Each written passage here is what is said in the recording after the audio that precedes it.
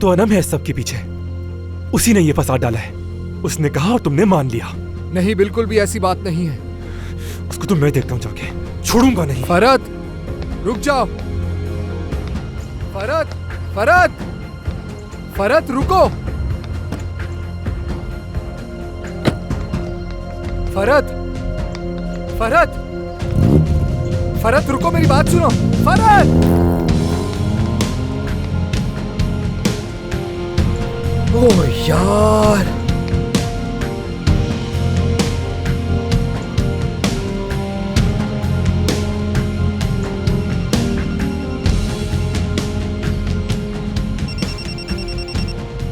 Hello Yasir. Nawal, तुम्हें फौरन अनम को ढूंढना होगा। फरहत गुस्से में निकला है, वो कुछ कर ना दे। क्या हुआ? क्या है, मुझे बताओ तो जरा।